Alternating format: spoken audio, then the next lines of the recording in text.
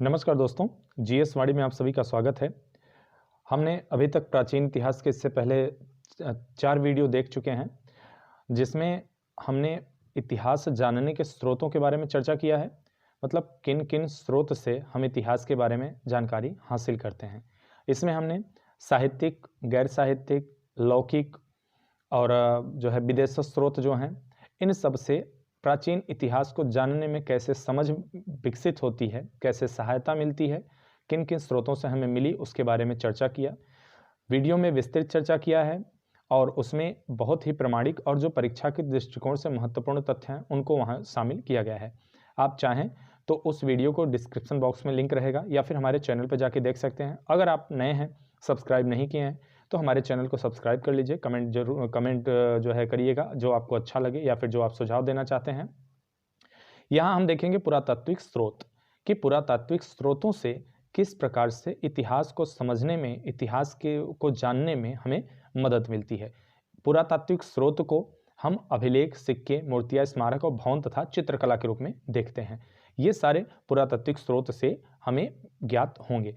अभिलेखों का जो अध्ययन होता है वह एपिग्राफी कहलाती है। अभिलेखों का अध्ययन एपिग्राफी कहलाती है। ये होते क्या हैं? सामान्यतः ये पत्थर पे, भोजपत्र पे या किसी स्थान पे लिखे हुए होते हैं, लिपिबद्ध किए हुए होते हैं। सामान्यतः जो इतिहास को जानने में इनको सबसे प्रमाणित, अभी तक जितने स्रोत बताए जा चुके हैं उनमें इन्हें सबसे ज़्यादा प्रामाणिक माना जाता है। और माना जाता है कि जो लिपिबद्ध स्रोत होते हैं, जो लिपिबद्ध प्रमाण होते हैं, वे बोलते हैं इतिहास के बारे में। पुरातात्विक सामग्री सर्वाधिक प्रामाणिक मानी जाती है। सर्वाधिक प्राचीन अभिलेख मध्य एशिया माइनर के बोगजकोई नामक स्थान से लगभग 1400 ईस्वी पूर्व का मिला है। बोगजकोई अभिलेख में इंद्र, मित्र, वरुण तथा नाशत्य, जिन्हें अश्वनी कुमार भी कहा जाता है, वैदिक देवताओं का उल्लेख मिलता है। देखिए, जब हमें ऐसे स्थान से जो हमारे भारत से दूर हैं, उन सब जगहों से भारत के से समानता रखने वाले पदार्थों, तत्व, देवताओं, कुछ अन्य नाम मिलते हैं, तो एक बात की सत्यता हो जाती है कि उस समय के समकालीन संस्कृतियां रही होंगी और इनके बीच कोई ना कोई संबंध अवश्य रहा होगा। उसके अलावा जब आगे देखते हैं, भारत में सबसे प्राचीन अभिलेख अशोक के हैं, सम्राट अशोक के, जो लगभग 3री शताब्दी ईस्वी पूर्व के हैं। इससे पहले के या इससे बाद के जो इससे पहले के जो साक्ष्य मिलते हैं, लिखित साक्ष्य, वो बहुत ज़्यादा नहीं मिलते, वो बहुत ही जो है सीमित हैं। उसके बाद मास्की, गुर्जरा, निट्टूर और उड़े गुलाम से प्राप्त अभिलेख में अशोक के नाम का स्पष्ट उल्लेख है। देखिए, इन अभिलेखों में अशोक का नाम अशोक है, लेकिन और बाकी जगहों पर सामान्यतः अशोक प्रियदर्शी के नाम से उसका उल्लेख किया जाता है। अशोक के या कहीं कहीं अशोक वर्धन भी नाम मिलता है, खासकर पुराणों में। यहाँ देखिए, एक अभिलेख का आपको चित्र दिख रहा होगा। यह आज के हिंदी के लगभग करीब है काफ़ी, और इसमें कुछ शब्द आप बिल्कुल पहचान रहे होंगे, काफ़ी कुछ। लेकिन आज से लगभग 5000 ईसा पूर्व चले जाइए तो हड़प्पा का जो अभिलेख है, जो वहाँ की लिपि है, आज तक नहीं पढ़ी जा सकी है। क्यों? क्योंकि वह काफ़ी जटिल है। ठीक है। अब देखिए, दूसरी एक और लिपि आपको दिखाता हूँ। इस लिपि को देखिए, ये बिल्कुल आपके सर के ऊपर से जाने वाली है। इस लिपि के बारे में आपको समझना लगभग नामुमकिन है। ठीक है। लेकिन जो पुरातत्वविद होते हैं, वे इसको समझने की कोशिश करते हैं और उनकी विशेष पढ़ाई होती है, उसके बारे में वो जानते हैं। एक देखिए, पुरातत्व के सारे जो है पिक हैं, इनको हम बाद में देखेंगे, पहले हम उनके बारे में धीरे धीरे देख लेते हैं।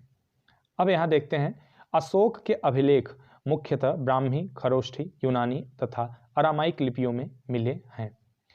यवन राजदूत हेलियोडोरस के बेस नगर, जो विदिशा में मध्य प्रदेश से प्राप्त गरुण स्तंभ लेख से 2वीं शताब्दी ईस्वी पूर्व में भागवत धर्म के विकसित होने के साक्ष्य प्राप्त होते हैं। अभी देखिए, केवल तथ्यात्मक बताते जा रहा हूं, इनके बारे में समझ लीजिए। जब इतिहास का विभाजन प्रारंभ करेंगे तो वहां विस्तृत अध्ययन प्रारंभ करेंगे। सर्वप्रथम 1837 ईस्वी में जेम्स प्रिंसेप ने ब्राह्मी लिपि में लिखित अशोक के अभिलेखों को पढ़ा था। सर्वप्रथम दुर्भिक्ष का साक्ष्य सोहगौरा स्तंभ लेख से मिलता है। सती प्रथा का प्रथम साक्ष्य 510 ईस्वी में भानुगुप्त के एरण अभिलेख से प्राप्त होता है। ये कुछ अभिलेख हैं, आप चाहें तो स्क्रीनशॉट ले लीजिएगा इसका, या फिर आप अगर नोट्स बना रहे हैं तो उससे बेहतर कुछ हो नहीं सकता। आप यहाँ पे देख लीजिए इनको। एक तरफ अभिलेख हैं और एक तरफ उनके बनवाने वाले, उनको लिखवाने वाले शासक हैं। कुछ तकनीकी समस्या आ गई थी जिसकी वजह से वीडियो नहीं अपलोड हो पा रही, कल भी नहीं हो पाई, आज भी कोशिश किया नहीं हुई। देखते हैं ये वीडियो अपलोड हो पाती है या नहीं, जैसा होगा आपको इन्फॉर्म हो जाएगा, कर दिया जाएगा। सिक्के, अब देखते हैं सिक्के। अभिलेख देख लिए। अब सिक्के किस प्रकार से काम देते हैं। सिक्के, इन्हें न्यूमिस्मेटिक्स कहा जाता है, इनके अध्ययन को सिक्कों के। प्राचीन काल में सिक्के तांबा, चांदी, सोना, सीसा धातु के बनाए जाते थे।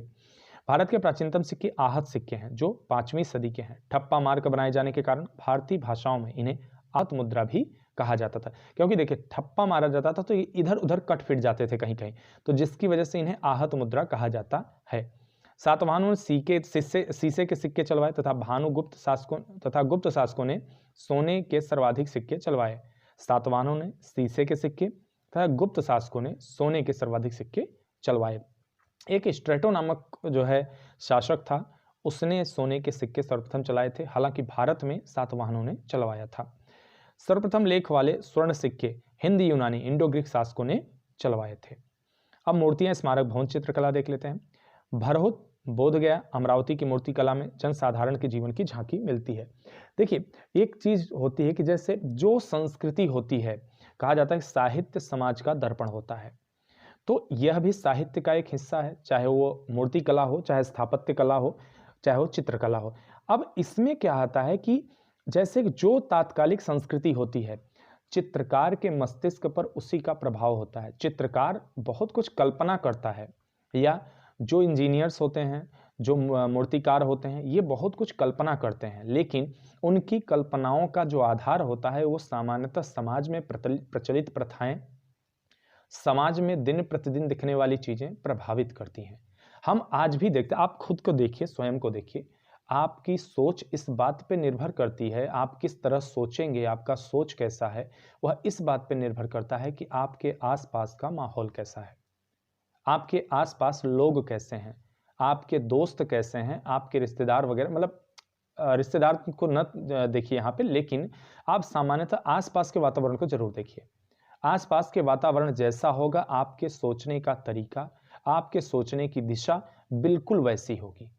तो इसलिए मैं कहना चाहूंगा कि देखिए, अगर जीवन में कहीं भी देखिए, आप चाहे किसी भी क्षेत्र में कार्य कर रहे हों, यदि आपके आसपास का एक स्वस्थ माहौल है, तभी आप उस क्षेत्र में कभी सफल हो सकते हैं। अन्यथा आपका माहौल आपको इतना हद तक प्रभावित कर देगा, आपके सोचने समझने का तरीका ही बिल्कुल बदल के रख देगा और आप कभी अपने लक्ष्य तक नहीं पहुंच पाएंगे। तो अगर उस समय की चीजें देखा जाए, चाहे वो मूर्तियां, स्मारक, भवन, चित्रकला, तो जो समाज में हो रहा था, जो समाज चल रहा था, उसी के अनुसार वो थी। तो जब इन लिपियों, इन स्मारकों, भवन, चित्रकलाओं को देखा जाता है तो तात्कालिक समाज के विषय में अनुमान लगाया जाता है और तात्कालिक समाज के विषय में बहुत जानकारी प्राप्त होती है हमें। ठीक है। महलों और मंदिरों की शैली से वास्तुकला के विकास पर प्रभाव पड़ता है। और जो मंदिर और महल होते हैं, देखिए मंदिर वगैरह पूजा स्थल होते हैं, तो ये पता चलता है कि समाज में पूजा या भगवान के प्रति जो धार्मिक कार्यों के प्रति लोगों में रुचि थी, क्योंकि मंदिर यूं ही नहीं बना दिए जाते थे, काफी पैसा और श्रम लगता था। तो समाज में लोग जागरूक थे धर्म को लेके, धर्म के प्रति उनकी तत्परता थी, धर्मपरक समाज था, इसलिए ये मंदिर बनाए गए, बड़े बड़े विशाल विशाल मंदिर बनाए गए। उत्तर भारत में आप कम देखेंगे, दक्षिण भारत में मंदिर को विशालता देखते बनती है। हालांकि उत्तर भारत में बहुत सारे दुर्लभ मंदिर हैं, चाहे उड़ीसा का पुरी का मंदिर देख लीजिए आप, ठीक है, चाहे अपने केदारनाथ का मंदिर उत्तर भारत में देख लीजिए, पुरी का देख लीजिए, सॉरी द्वारका का देख लीजिए, बहुत सारे ऐसे हैं मंदिर। तो कहने का तात्पर्य यहाँ पे ये है कि जो समाज होता है, ये सारे जो स्थापत्य हैं, जो कला है, ये सारी समाज का दर्पण, समाज का प्रतिबिंब दिखाती है, समाज का प्रतिबिंब प्रस्तुत करती हैं। दक्षिण पूर्व एशिया, मध्य एशिया से प्राप्त मंदिरों तथा स्तूपों के से भारतीय संस्कृति के प्रसार पर प्रकाश पड़ता है। अजंता एलोरा आदि, अजंता एलोरा आदि, देखिए यहाँ पे मैं वो पिक नहीं ऐड कर पाया, हालांकि जब हम पढ़ेंगे गुप्त काल वगैरह सारे तो उस समय जरूर ऐड करूंगा, पिक दिखाऊंगा, आप उनको पिक को देखेंगे। तो देखिए हमेशा देखने का एक नज़र जो होता है वो स्वस्थ होनी चाहिए और कभी भी बायस नहीं होनी चाहिए। कहने का तात्पर्य है कि पूर्वाग्रह से ग्रसित नहीं होना चाहिए आपका मस्तिष्क। यदि आप पूर्वाग्रह से ग्रसित हैं या आपने कोई पहले से धारणा बना रखी है किसी चीज के प्रति, तो आप कभी भी उसका वस्तुतः रूप नहीं देख पाएंगे, वास्तविक रूप के दर्शन कभी नहीं कर सकते। तो चाहे वो अजंता एलोरा खजुराहो के मंदिरों की हो चित्रकलाएं हो, आप उनको उस नजरिए से देखिए कि उस समय के लोगों को बनाने का मकसद क्या है, इसके पीछे दर्शन क्या है। बहुत सारे लोग जज्बाती हो जाते हैं, जजमेंटल हो जाते हैं। आप उस तरह से मत देखिए उसको। यदि आप एक सिविल एस्पिरेंट हैं, यदि आप किसी परीक्षा की तैयारी कर रहे हैं, परीक्षा के दृष्टिकोण से पढ़ रहे हैं, तो आप उसमें उपयोगिता ढूंढिए उसकी, आप उसके पीछे छिपे मंतव्यों को ढूंढिए, तब जाके आप विद्यार्थी बन पाएंगे। फिलहाल यहाँ देखिए एक खुदाई स्थल का है, प्राचीन स्थल, जो देखिए आसपास देखिए मिट्टी का ढेर लगा हुआ है, दब चुका था, इसे खोजा गया। बहुत सारे और भी ऐसे जो हैं स्थल जिनको खोजा गया, बनाया गया। अभी हाल में आपने सुना होगा, एक न्यूज़ चल रहा है, उड़ीसा कोणार्क मंदिर का जो है पुनरुद्धार किया जा रहा है, उसकी नींव में जो है वो डैमेज हो रहा है, धीरे धीरे क्षरण हो रहा है, तो उसको सुधार का प्रयास किया जा रहा है। इस तरह के देखिए ये यूरोपीय स्थल जो है आकृतियां हैं, इस तरह बनाई जाती थी, बड़े बड़े पिलर्स होते थे, हॉल होते थे इस तरह से। तो ये कहीं ना कहीं इनके द्वारा हम उस समय की संस्कृति सभ्यता के विषय में जानकारी प्राप्त करते हैं। अब एक और आपको दिखाता हूं, यहाँ पे देखते हैं सिक्के इस तरह के उस समय के शासक, उस समय की परिस्थितियों के बारे में काफ़ी जानकारी देते हैं। अगर सोने के सिक्के हैं तो इसका मतलब समाज काफ़ी समृद्ध था, उस समय का शासक काफ़ी समृद्ध था, ठीक है। चांदी के हैं तो भी, वगैरह वगैरह जो भी हैं। अब ये के देखिए, ये कैलाश मंदिर है, उसका यहाँ पे थोड़ा सा दिखाया गया है। ये एक खड़ी चट्टान को काटा गया है, खड़ी चट्टान को ऊपर से नीचे काट के बनाया गया है। आप सोचिए आज से हजारों साल पहले जब ना कोई इस प्रकार की तकनीकी होती थी, ना कुछ, लोग जो कारीगर होते थे अपने दिमाग में नक्शा तैयार रखते थे और उसके आधार पर बना लेते, बड़ी ही सूक्ष्म नक्काशी करते थे और बहुत ही सुंदर। तो यही हमारे प्राचीन भारत पे गौरव करने का क्षण होता है।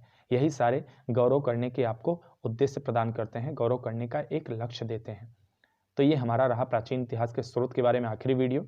अब हम आपको लेके मिलेंगे कल से इतिहास के विभाजन पर वीडियो, और तकनीकी कोई समस्या ना आई तो निरंतर वीडियो आपको मिलती रहेगी। धन्यवाद, पढ़ते रहिए, और अगर चैनल सब्सक्राइब नहीं, सब्सक्राइब कर लीजिए, दोस्तों तक शेयर करिए। धन्यवाद।